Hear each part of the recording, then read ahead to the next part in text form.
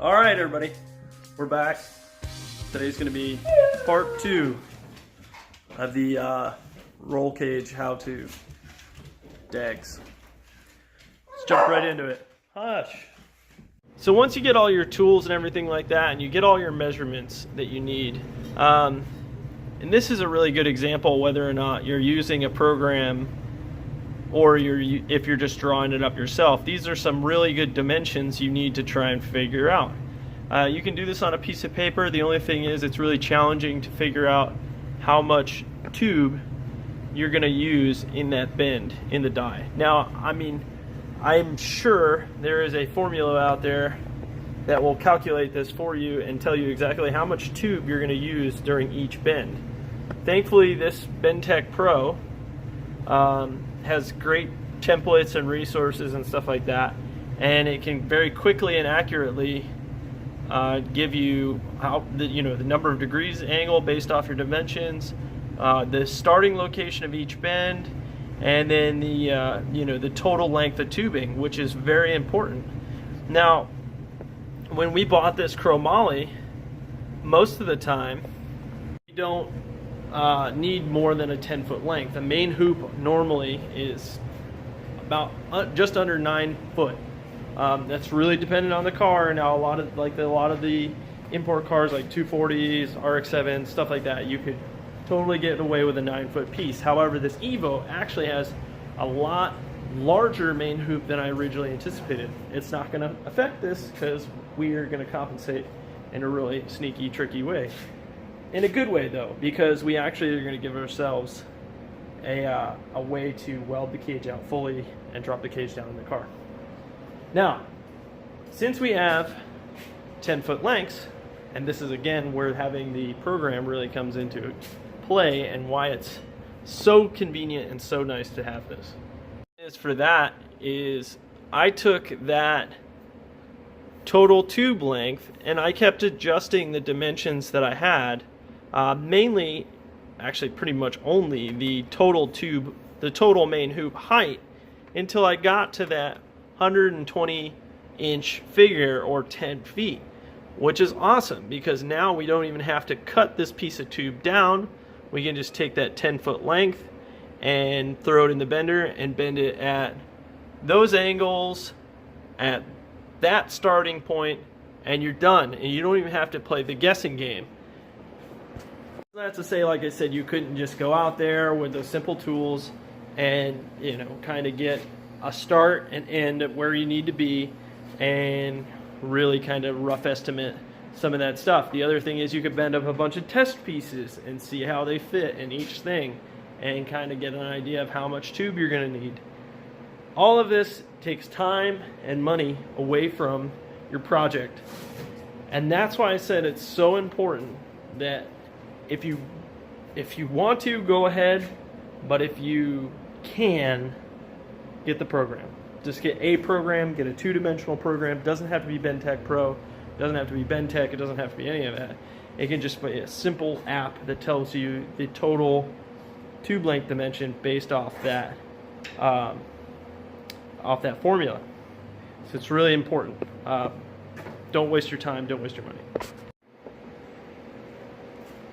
Alright, so before we get any more in depth or do anything else, we're going to get the piece of tube that we need off the rack, lay it out, mark it up at the specific points that we plotted out in the computer, and then feed it in there and bend up the main hoop.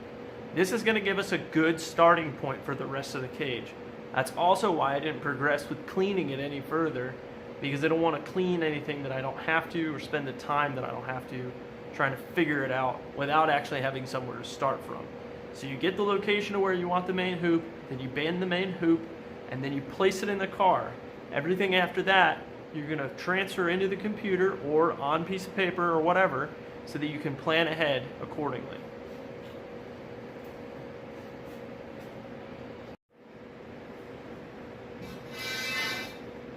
Alright, let's grab some measurements and then we'll start marking this out. First measurement, 21 3/8. Okay. So we're going to take our piece of tube and our tape measure, and we're going to start at one end. Now this is crucial. You can't flip ends once you start at this end. So if you're going to measure a starting point for a bend, it has to be consistent.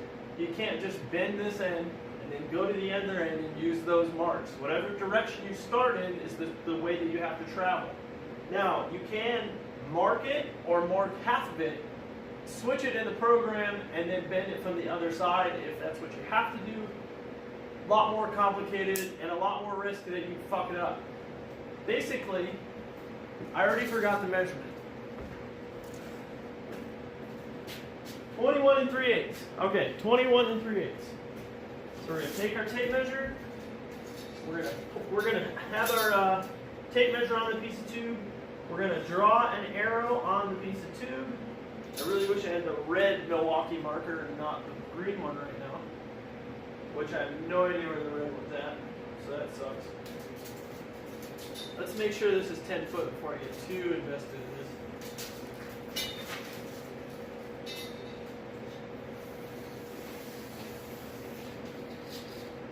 Exactly 120 inches. So it should be good. Aha! I found the red marker. Let's do it. Alright, 21 3/8. Starting from this end. Okay. 21 3/8. Oh, that is not 3/8, sorry.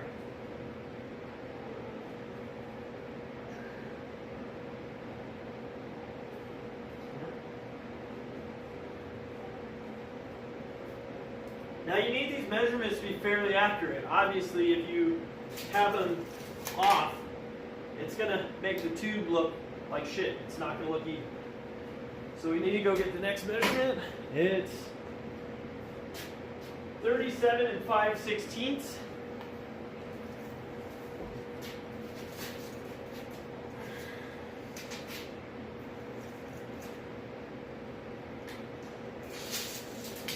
God damn it.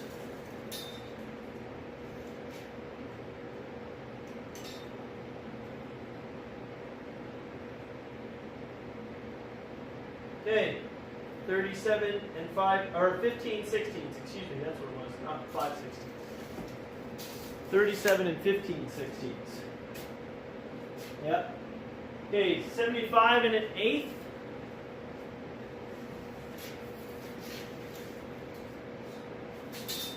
I could probably just rub those down on a piece of paper, but whatever.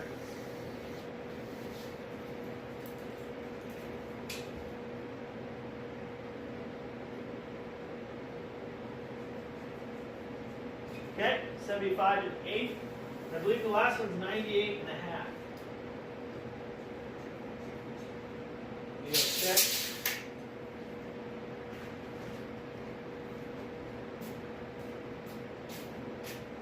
Oh, 95 1/2. Glad I checked it.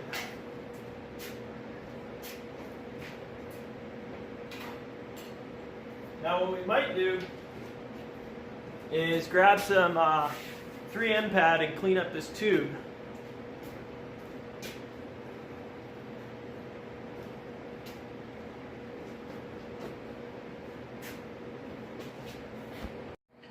Alright, so I got the flash turned on here, and I got the tube into the tubing bender, and basically you just feed it through, it lines up with this die, and it lines up with the follower die, and then I usually pull this way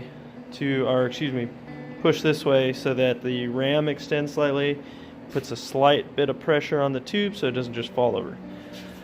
Now our marks that we had earlier, I don't know if you're going to be able to see that. Okay, so it slid back a little bit. Gotta get this undone. Okay. There's our mark. You see the little red line right there? Okay, we gotta get that to line up. Alright, I got the flash on. You can kind of see that red mark right there. And you see how it's not quite seated up inside that die? And it needs to be. So we're gonna see. Alright, I just moved the ram out slightly like this. That should slide the die forward. Yeah, kind of needs to go back a little bit. This is really hard to do with the camera. Okay.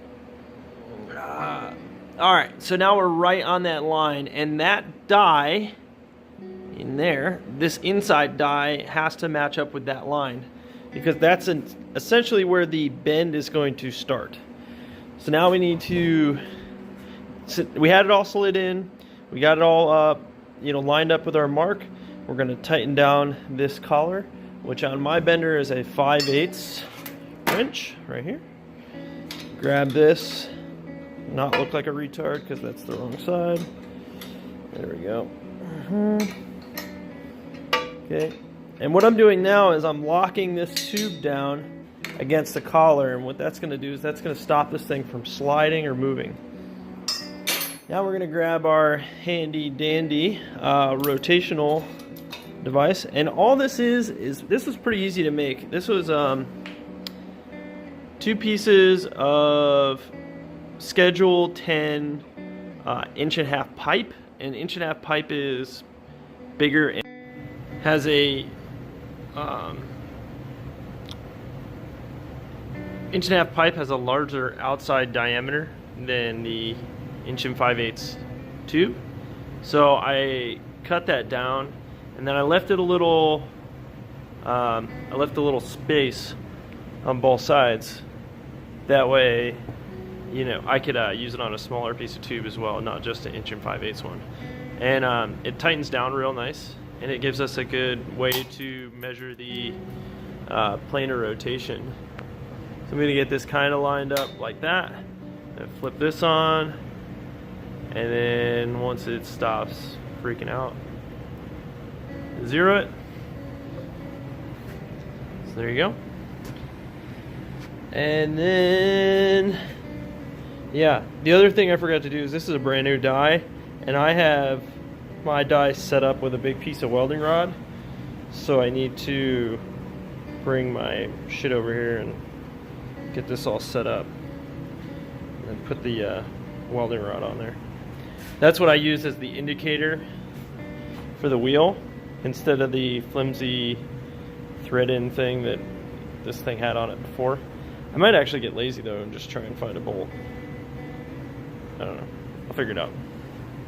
Okay, I got my little indicator tacked on there. It looks like shit, but it'll do. It's just gonna give us that 0 mark. I got this bad thing on, zeroed out. We're all the way there. Still 0, cool. And that's just our planar rotation. So like I said, like I described before, you know, that's just telling us where we're at as far as on this piece of tube, so when we bend it around, we can keep it flat. Okay, we gotta hook up the air, because this is an air over hydraulic setup. Tighten this thing down. It's gonna get loud, I'm sorry in advance. Maybe I can clip this up and then change the volume.